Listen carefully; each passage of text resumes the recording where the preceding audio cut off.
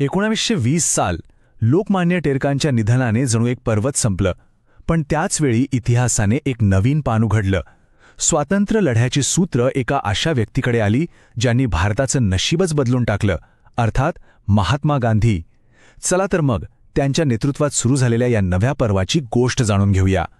1920 हे फक्त एक कॅलेंडरवरचं वर्ष नव्हतं, तर खरं तर भारतीय इतिहासाला एक कलाटणी देणारं वर्ष होतं. एका बाजूला टिळकांच्या जाण्याने जहाल विचारांची ती सिंहगर्जना शांत झाली होती, पण दुसऱ्या बाजूला गांधीजींच्या रूपाने अहिंसेचा एक विशाल वटवृक्ष हळूहळू मूळ धरत होता. आणि याच वृक्षाच्या छायेत भारताचं भविष्य आकार घेणार होतं. तर मग गांधीजींनी हे जे नवीन तत्वज्ञान आणलं ते नेमकं कुठून आलं, त्याची मुळं कुठे होती, हे समजून घ्यायचं असेल तर आपल्याला थोडंसं इतिहासात मागे जावं लागेल, थेट दक्षिण आफ्रिकेत.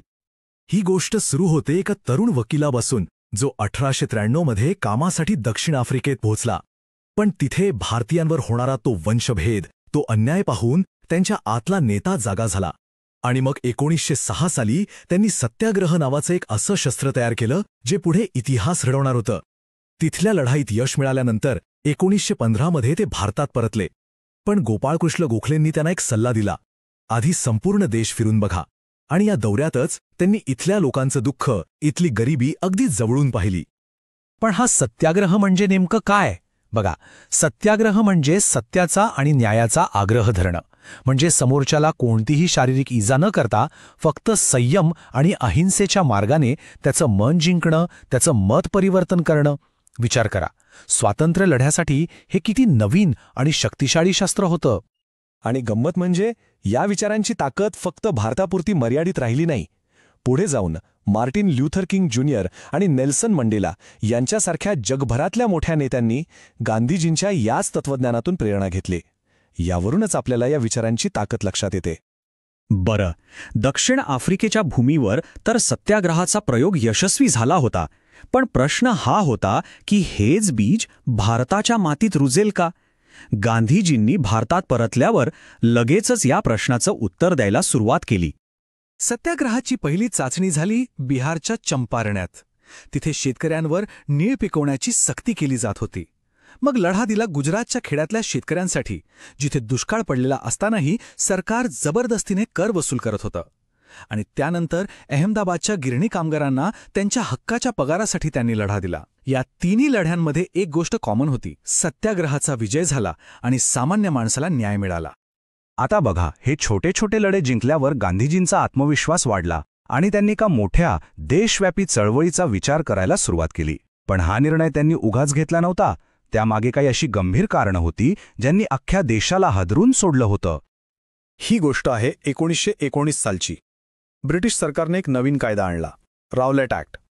हा कायदा इतका भयानक होता की सरकार कोणालाही कोणत्याही चौकशीशिवाय अटक करून तुरुंगात टाकू शकत होतं.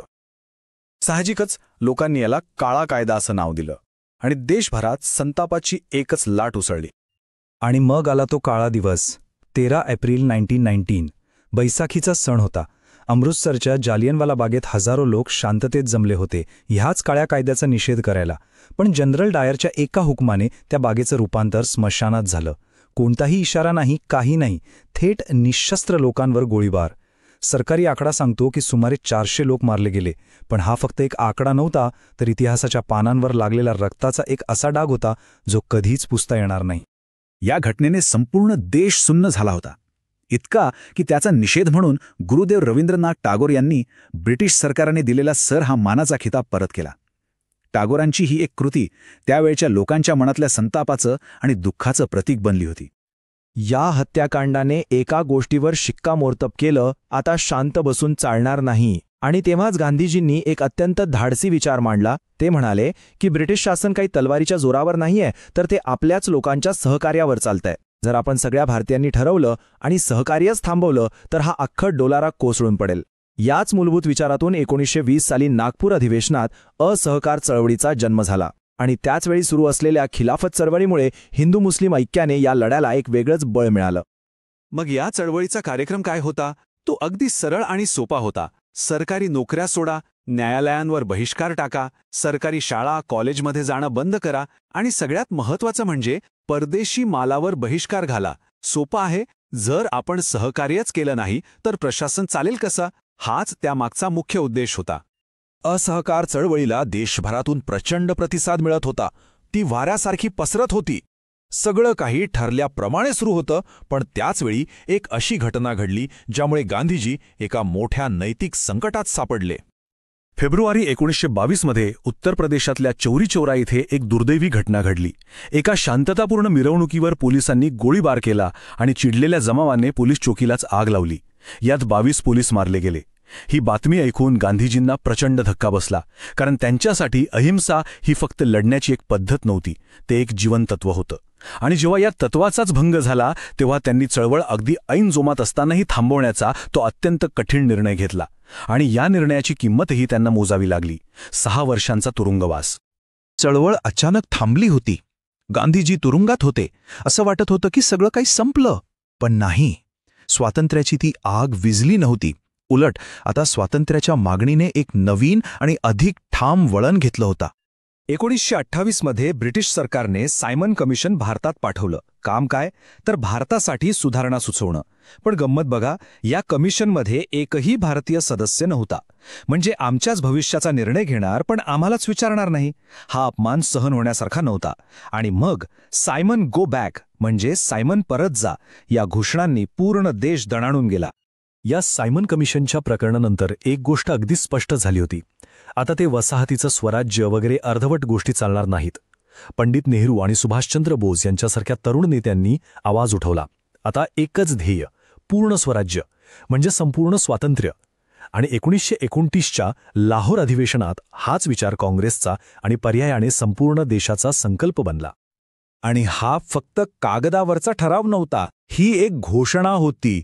31 डिसेंबर 1929च्या मध्यरात्री रावी नदीच्या काठावर पंडित जवाहरलाल नेहरूंनी आपला तिरंगा फडकावला आणि जाहीर केलं की येणारा 26 जानेवारी 1930 हा दिवस संपूर्ण भारत स्वातंत्र्य दिन म्हणून साजरा करेल.